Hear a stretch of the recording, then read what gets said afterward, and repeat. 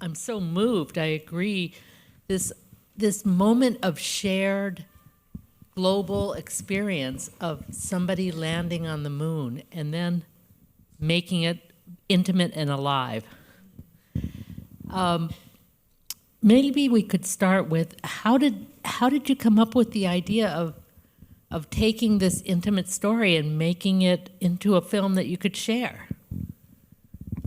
Well, it all started, 12, 13 years ago when Anisha was living in Hong Kong, and we both live in Hong Kong, and she shared it over a dinner party. And I just was so amazed at the serendipity of the story, and it always stayed with me.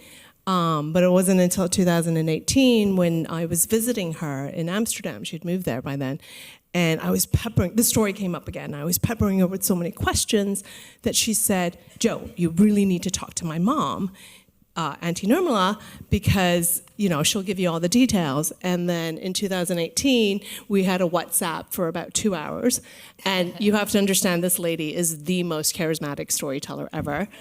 And so as she was telling me the story, images flashed before my eyes, and the two key ones were the dressed in their saris, the ladies dressed in their saris, walking down Main Street, Middle America, and I thought that was just a weird, beautiful fish out of water in 1969, in small town Middle America. And you have to understand, Wapakoneta at that time had 6,000 people. To this day, it only has 9,000 people. So they must have been aliens. And then the other image that really stuck in my mind was a close-up of the ice cream dripping. And I just thought, it just kept dripping in my head. And so I started it as a short story, but then realized as I was writing it, the details were so visual that it would make a better short film. It's a fabulous short film. Okay, I know this seems mundane, but is the ice cream really true? Yes, very much so. But I was very embarrassed.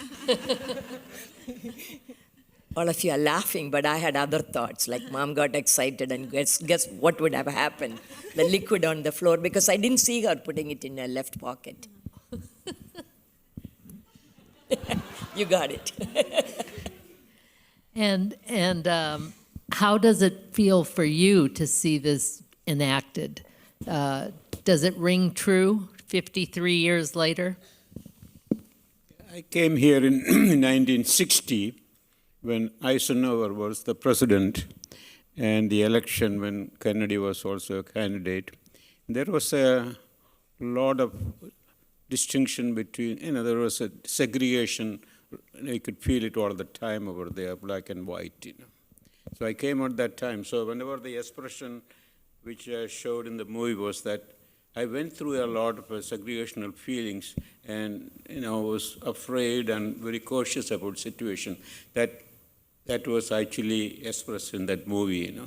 So that was why I was cautious, and as well as trying to tell them that we be careful about it. So that's all I can say that at this time. Yeah. And does it still seem as clear as it feels in the film, that memory? You want me? Yes, very clear. You have to remember, this was not my idea. And my mom, I knew you couldn't stop her. So I was a reluctant door knocker. So happy that nobody opened the door, we could exit. And then comes Miss, and when you saw her face looking at us like we came from Mars or something, and I said, oh, obviously she has seen no Indians in a sari. But everything is clear, because every moment was awkward to go to I knew enough not to go to somebody's house uninvited, and didn't know what kind of conversation we would have with Armstrong families, And my mother had no problem with all her little stories. And then Neil came down. That was the ultimate. Now, we love to see him, but didn't know even how to have a conversation. But it was very easy. It was, the humanity played out. Humanity played out. That's the key. And the story of him looking at the earth and seeing a place with there were no borders. Those are all constructed here on Earth, but from afar, that doesn't come through. Well, and you have to keep in mind that the tumultuous times then, right? It was the Vietnam War, it was the Cold War, and so they were very much, a violent time that we forget about. Within 3 years, Dr. King was assassinated, Bobby Kennedy, and so JFK, and so it was all during that decade, and '69 was really just the culmination of all that. I was just going to add that we were lucky enough to do a screening at NASA, and the concept of Earth looking like a small pea and feeling very insignificant is a real concept that people that have gone to the moon and other places say. And this whole idea, again, that we need to protect the Earth, it's the only Earth that we have, and that really there are no borders. It's a really important theme that I think we continue to really want to think about with the movie. And all the more so now. I mean, it's been predicted since, at least Rachel Carson talked about Silent Spring, and yet now this idea of the Earth not having those borders when you see it from afar feels so poignant and so powerful.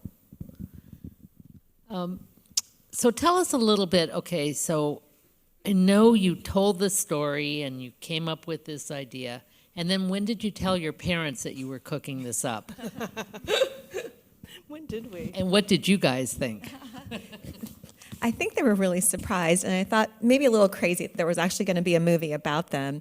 But I do know that Jo has created such a wonderful way of conveying this story. And I will also just add that one of the other themes that's come out of this is just the power of sharing your personal story.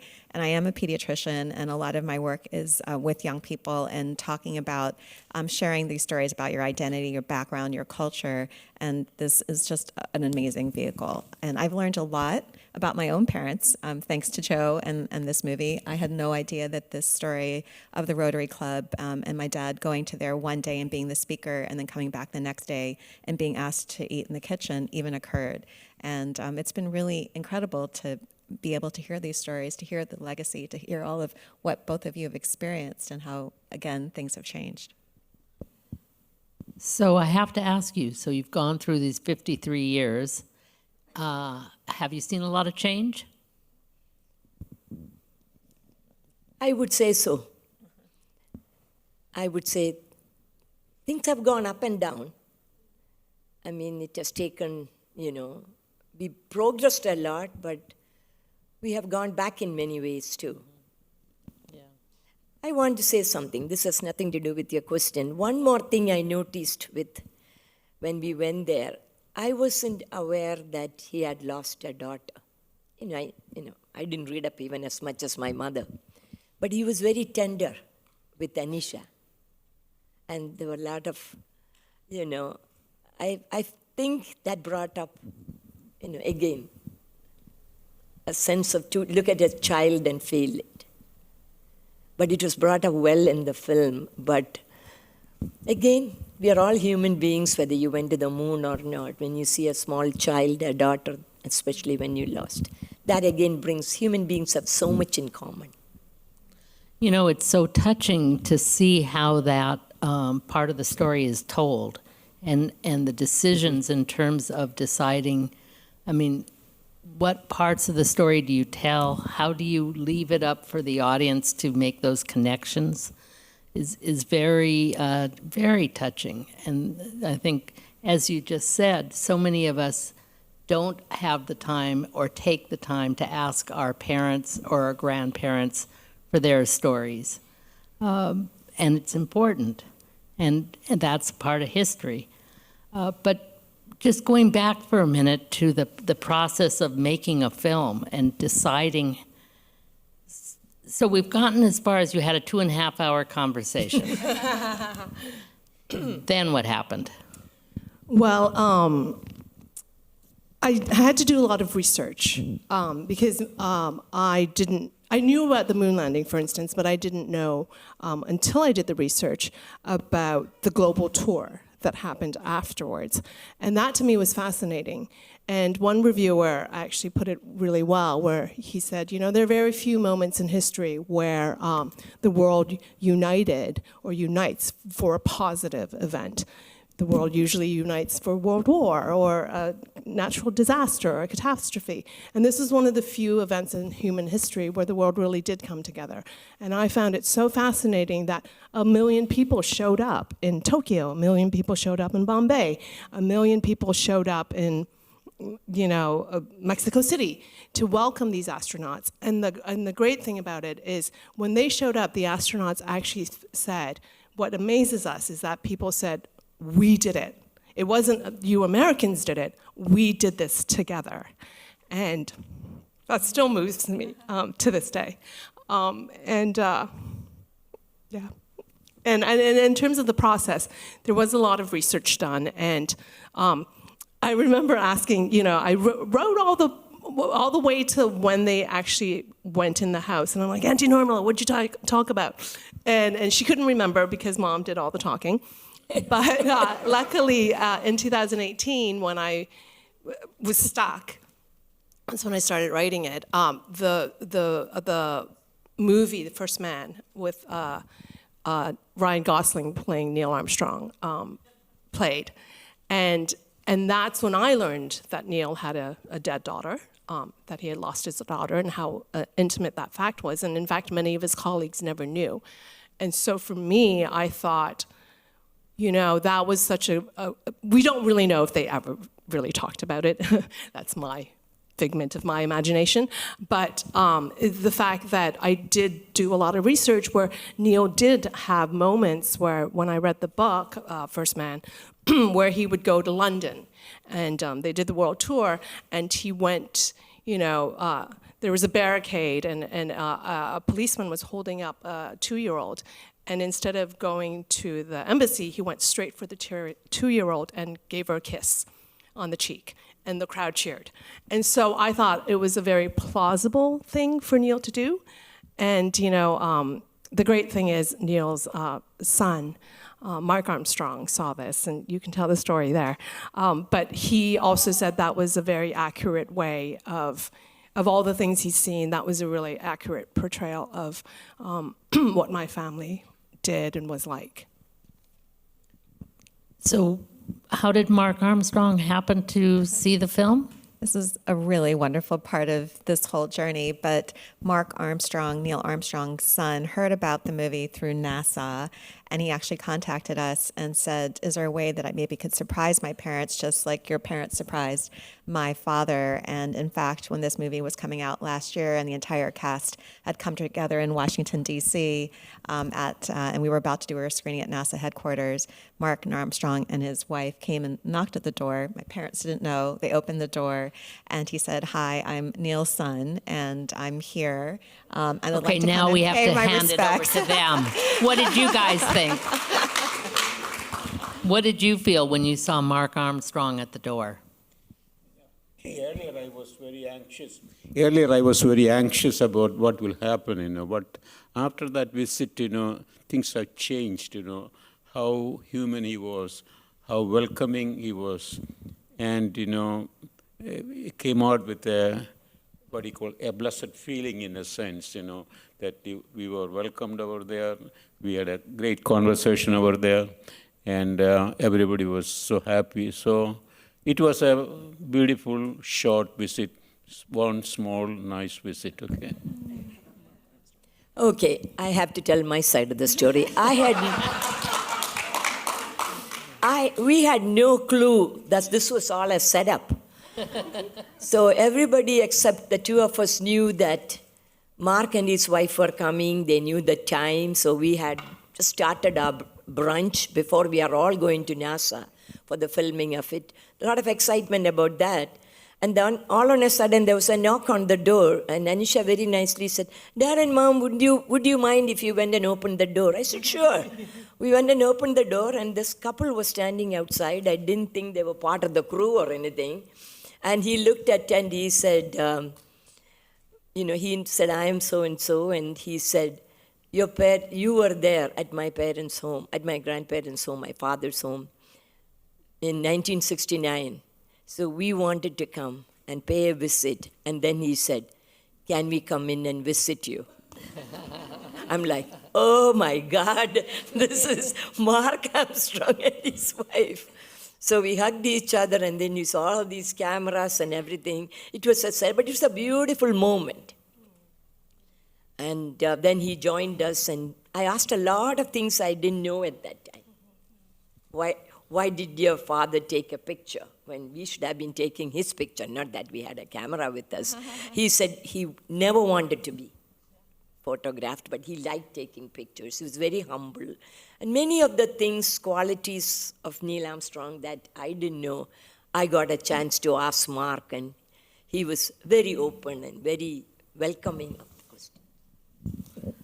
And did Mark see the film? What did he think about the He film? was at NASA, yeah. He saw it Yeah, first, yeah. loved it, and then decided to do it, and then came to NASA with us. Oh, that's Yeah. great. That's amazing.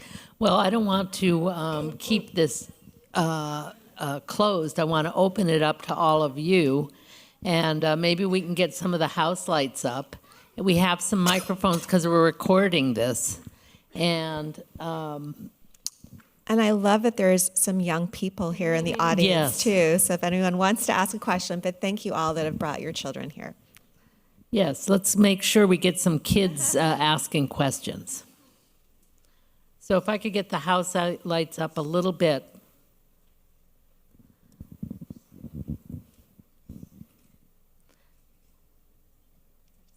Or Dia, if you can see anyone has their hands up, maybe we could start the questions. There's one right there.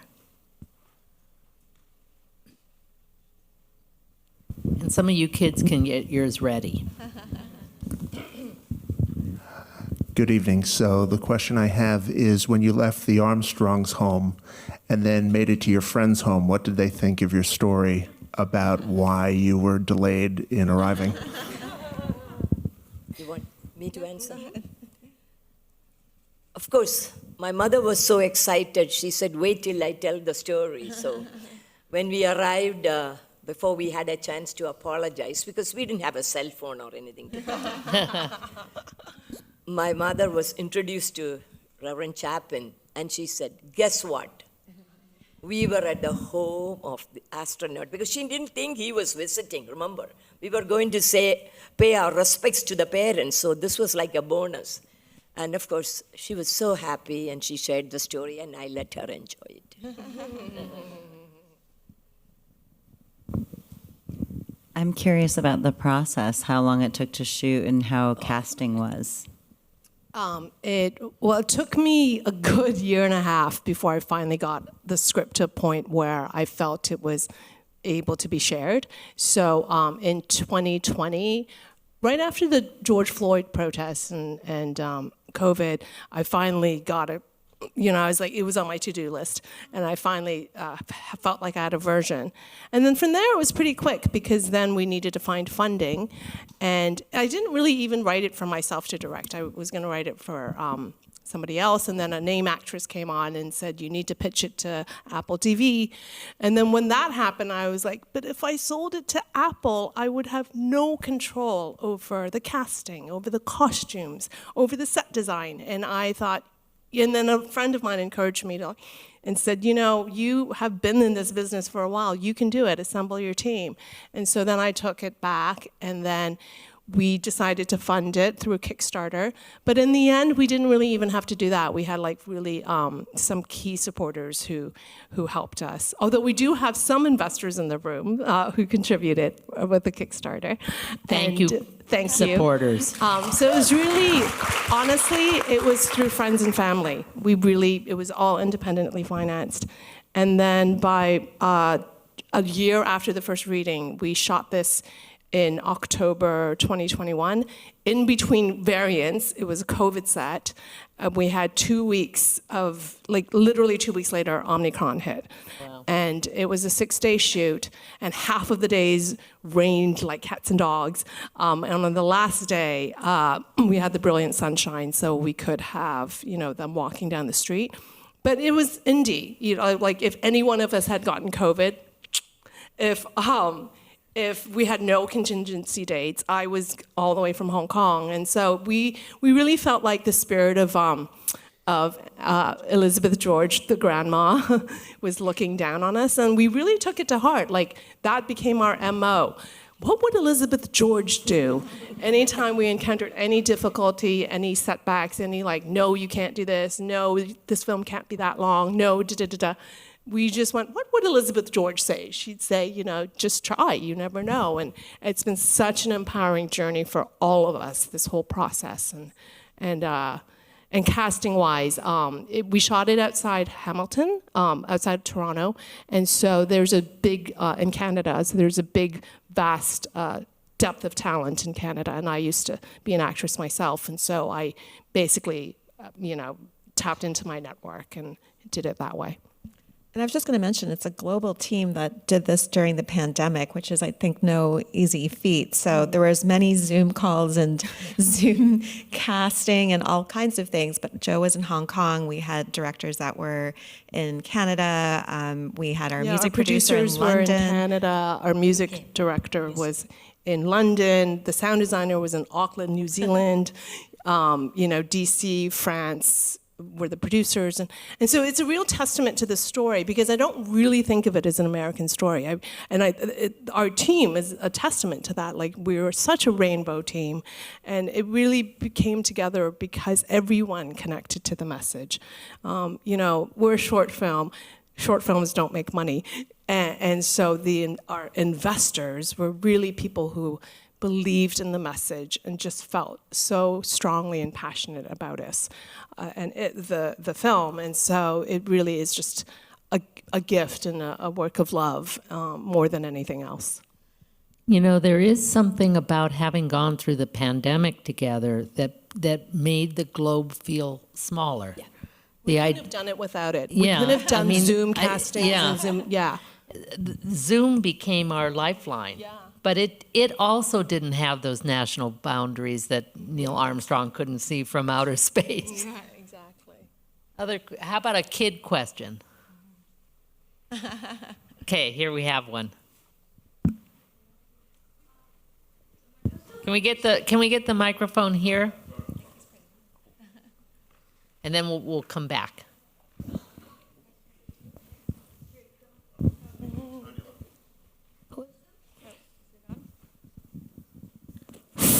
Yeah. Was the waitress's name at the cafe actually Flo? Good question.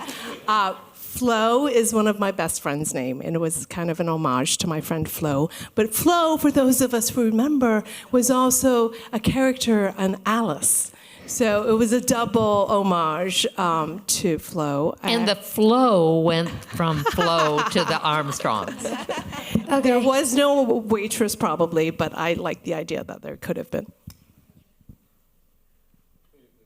Very good. question. We've never had that question.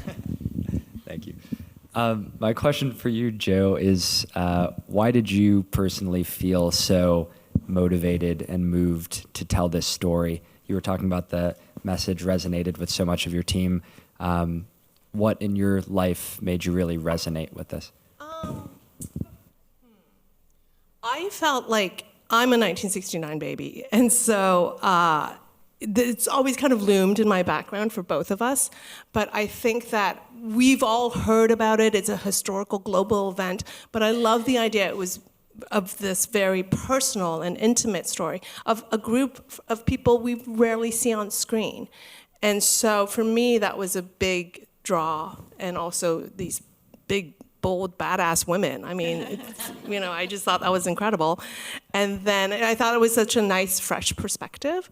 And then theme-wise, I mean, I am a global nomad. I was born and raised in different parts of Africa and Canada. And so from a young age, I've kind of always lived with this life, and globe has no borders.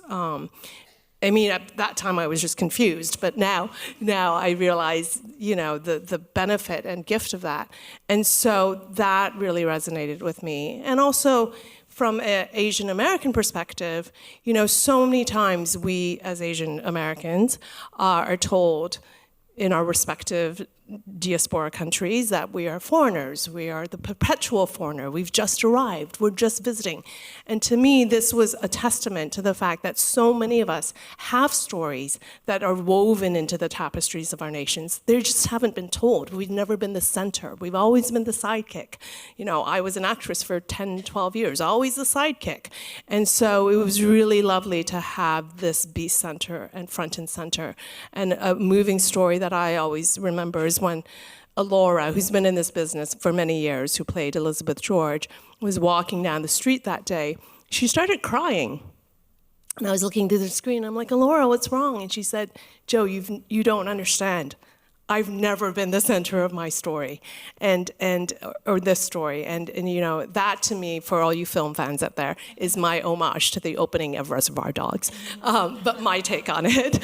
And so I just felt like all of those contributed to why I felt so strongly about, you know, race and identity and belonging, which are very much themes that, Anisha, you always grapple with as well.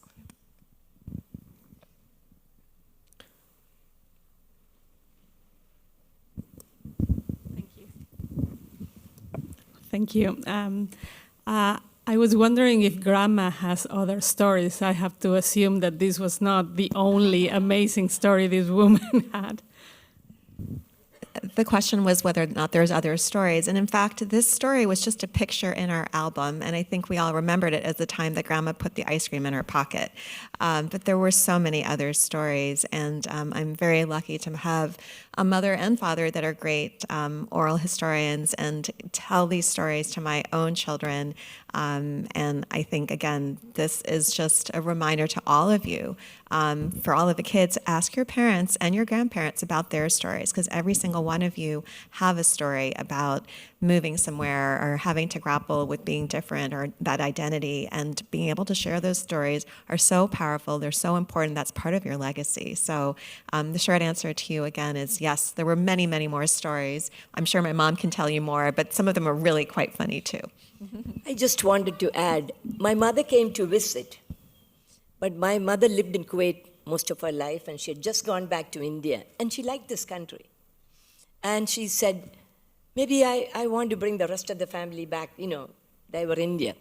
She said, I'm going to go and get another college degree. She only had 2 master's degree, but, you know, in 41 or something. And she was 50-something, 58 or something. I said, you're going to get a degree? She said, I'd like to. So I took her to University of Delaware, and they interviewed her, and she seemed pretty up with times, till they asked her, Mrs. George, can you get from one of your professors, you know, a reference or whatever you call it, you know, like a letter of recommendation. She looked right at him and said, sir, they are all dead. She said, you'll have to live with my... And they took her in. She took a degree in child development. Later on, she took a degree in special education. And my mother taught in the Philadelphia School District till she was 72. So Anisha grew up with her. She saw this character in action. And yeah, she later on died in 86. So, you know, it was not just through my stories, but this was a living example of a very bold woman who always believed you can do whatever you want to. You have to have a dream. That's so beautiful, that whole sense of shared dreams. Yeah. That's such an underlining part of this. Jo, congratulations. It's a wonderful film. I have a question. How did your mom get the photo? Neil took it on his camera, right? I'm curious how they ended up with the photo in their book. We actually think it was their camera. And so they brought it back with them, and it was developed. Yeah, I think it was he had it. You know, some of these things are not very clear in my mind anymore. Mm-hmm. But yeah, he picked up the camera and he took the picture, and you know, yeah, we developed it. You know, this was what, 1969? Yes. Other than the excitement and the shock of visiting, a lot of things fade out. Mm-hmm. Mm-hmm. Or morph. Yeah. I've noticed. Yeah, you know, it's hazy. Hi, I have a question for Jo. Jo, I was so impressed with the Neil Armstrong performance you got out of that actor. And I really wanted to ask you as a director how you worked with him. I was very struck at how sad that character seemed, but how perfect that performance was. And I'm just really curious to know more about your process as a director. That was such a pivotal role, and you got such a great moment out of him. And it was also a choice to have him seem sad and melancholy. Would love to know more. Yeah, and that's a great question. I can't wait to tell Brett you asked. When I had trouble casting Brett because he's got these movie star looks. He's actually played JFK Jr. in Camelot. And so for me, he doesn't have the same coloring as Neil Armstrong, who I had studied for 3 years. But he put in such a great audition, and I felt he really captured the humbleness and the humanity. And so when we talked about it, that's exactly what he was interested in. And when we wanted the hurt hero. And because so many of these public figures have private sorrows that we don't know about. And so we wanted to portray him as the humble, and he was. Neil Armstrong was incredibly humble. And so he was not interested in playing him as a rock star. Although he was at the time, I mean, he really was the man of the year. And so we worked on that. And what clued in was that speech you hear is Neil's speech, verbatim. You can look it up on the internet, right? And the very key line is, I didn't feel like a giant. I felt very, very small. And so we worked on that. And Brett's just a fabulous actor. He's got incredible depth, and so it came quite easily for him, and yeah, thank you, because he really has a very. If you think about it, I think he has like 4 minutes on screen, or maybe 5. He comes in at the last moment, but I needed someone, to make the indelible footprint and the indelible entrance. And I think that, he's quite an accomplished actor and has extensive credits, but I think that lured him in. And so, yeah, I think also the mother, I think, was incredible. Yes. Yeah, who played, and Marsha actually helped me with that because I'm a total geek, first of all, and I was an actor for many years. And so I knew for me as an actor, the best part of acting is the research. And so I prepared like this 65 slide deck, and I listed all the links, all the references, everything I wanted to, that was in my head, transferred to the actors. And Marsha, when she signed on, ended up being just as geeky as I was. And so she was an internet sleuth. And so she found a lot of blog articles, and in fact, one that was written by Marsha Armstrong, about their very, very special relationship. And so I didn't realize how much that special bond they had until I read this article. And so I actually reformatted the ending of that script with, when Neil says, "I miss this," and she says, "I know." And that was like that private moment between mother and son, and I have 2 sons, you have 2 sons, and I think that's a very special relationship that I wanted to elevate.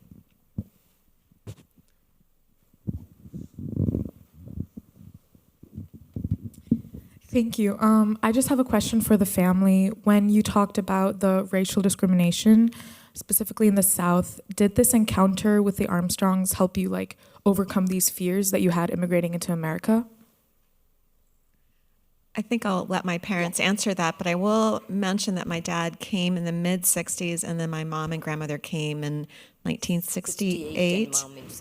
And my dad had marched with Martin Luther King in the South, and so had a much more, I think, nuanced experience. But I think the question is, did this change your view with your experience with Neil Armstrong? Did it kind of change how you experience things?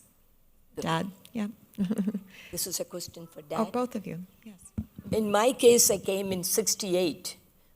When I came, I came in May, and that was the month where so many, shootings, Martin Luther King, Robert Kennedy, and there was, Delaware was burning, and I said, oh my goodness, this is not a great time to come. But he had gone through the time of civil rights movement, and he was a seminary student, and he was able to participate in some of these things. So he felt it, and he felt that he had to sit where he would have to sit at the back of the bus. One day I said, you literally sat at the back of the bus? Because we didn't have to do that in 68. So he went through the whole shebang. I went through a little bit of it. But I had decided that, we had come a long way. And I'm not going to apologize for my name. I read a lot. When you have a strange name, they will say, can I shorten it? So I had decided some things I'm not going to change. And I wanted to wear my sari as long as I could. I didn't want to apologize, but I made an intended effort to go to schools and churches and, in a suburban area and give programs on India so they would know more about us. So I was more at a different level of adaptation. Can you tell that wonderful story about telling people not to call you Norma? Okay. My parents named me Nirmala. In India, in Sanskrit means pure in heart. As I was getting ready to come here, I said, this name is not going to go well in this country. And it's a very hard name. So I was a chemistry major. I decided I will say, can you say normal? Oh yeah, everybody can say normal. Can you say normala? Normala, no problem. Then I said, add an end at the end and take the O and put an I. And this was after a little couple of practices. And then they were very happy they could learn a new name. And I was very proud. I came up with a way of making people feel enhanced. This started when an older woman in the church who loved me, she finally said, can I call you Norma? I said, no, I don't look like a Norma. And this I knew somebody was going to ask. And I said, I'll teach you my name. It's a beautiful name. And so I was determined about something. Sari, I was very proud to wear a sari. But I went to schools and places and said, this is our costume, it's 6 yards length. And we are proud to wear a sari. And of course I wore Western clothes too. But some things I was sure, and OC didn't have. He had to kind of go with the flow. OC, can I ask you, it's so important that you marched with Dr. Martin Luther King and that you were already participating in the civil rights movement here. I'd love to hear what that experience was, which was before your family came. Hold the mic up. I was in the seminary student at that time, 1960 to 64 in Dubuque, Iowa. It's a Presbyterian seminary. So around the time there was the northern part, especially theological students were very liberal. They were with the segregation, they were with the civil rights movement and everything, So during during the break of Easter time in 1962, I think, we went over there, a few students went over there, and just to see the thing. See, I was not allowed to be in any march or anything because I'm a foreign student, and if they find out that I'm doing something, they will throw you out, So I played like a reporter from India, just coming over to observe things, I really didn't, I saw Martin Luther from the distance, but never, walked with him, but never had a chance to see him personally or not. This was in Montgomery, that area, But I was with that same idea of, the civil rights movement. I was with it, because we were seminary students who were pro for it. Okay, so that was the time. But we had to see again, before there was a lot of distinction between black and white. For example, we had to go. There are different schools for black and white. There's a different Bible even to say an oath in the court at that time. So different cemeteries, all kinds of things were there.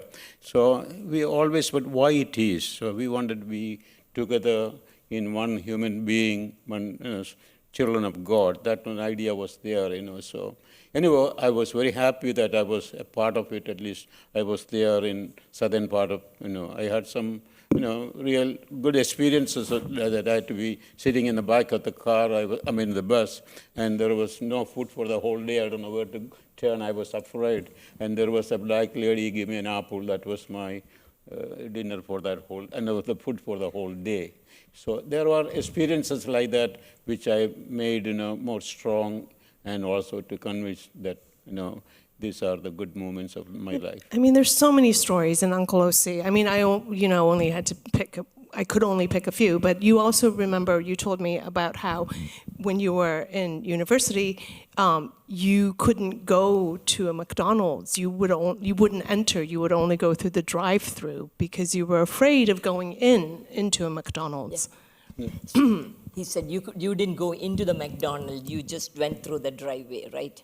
Yeah, the restaurants you cannot go in, but there was a story he was talking about when I was in working with the native Indians over here in Oklahoma. I was invited to speak in a Rotary Club, and the missionary where I was working invited. So because I went with a missionary over in that area, and also the mayor of the city was also there. And because I was a speaker, the people couldn't say to me, "Don't come in," because I was with the great, very important people of the town over there. But on the next day when I went there, no, I'm sorry, yesterday we couldn't say anything, but we had to go back, in the kitchen, if you want a lunch, But I went in 1963 or 64, I went to the same place after maybe in 73, after all the civil rights movement and the laws that came up. And I went to the same place and said, "I am Mr. Abraham, remember me?" "Yes, sir. You have you have come and have a dinner on the house." I said, "No, I don't want it."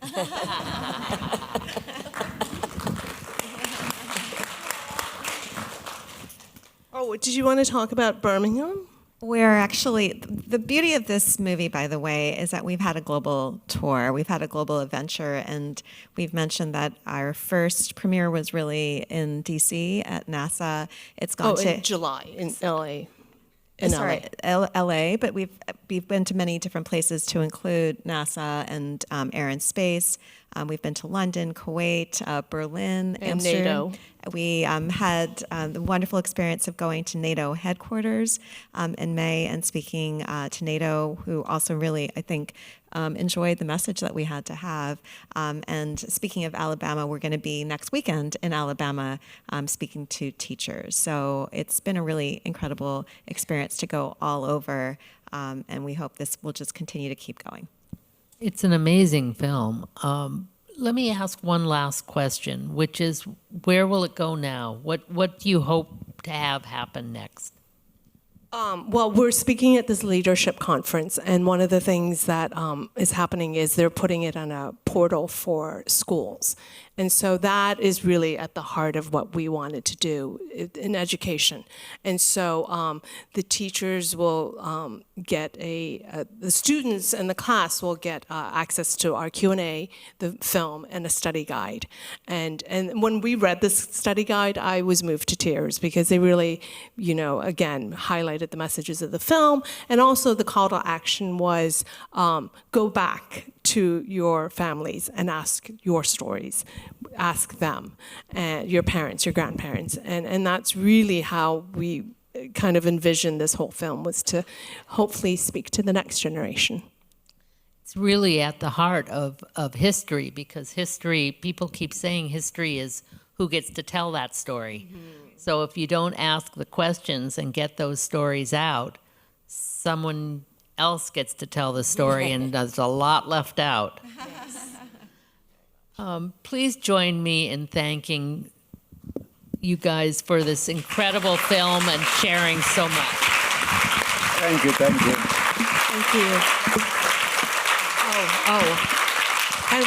And we always forget, we're really bad at this, but you can follow us on Facebook and social media, One Small Visit. If you take pictures, please tag us, please recommend us. So that's at this point. Facebook and Instagram, right? One Small Visit. Oh, right. And then we are doing a lot of private screenings too, so you can contact us at our website. And then we've done a lot of these. Movie, I was addressed as, my name is Kunyumon. So maybe when next time I had to introduce an OC's real home pet name is Kunyumon. That's my wife was always calling her. picked it up out of that. Oh, Kunjamon was like a little baby. That's what. little baby. It was like honey or sweetie. And I just want to say that my dad is going to be turning 90. My mom just turned 80. So I just want to again celebrate that.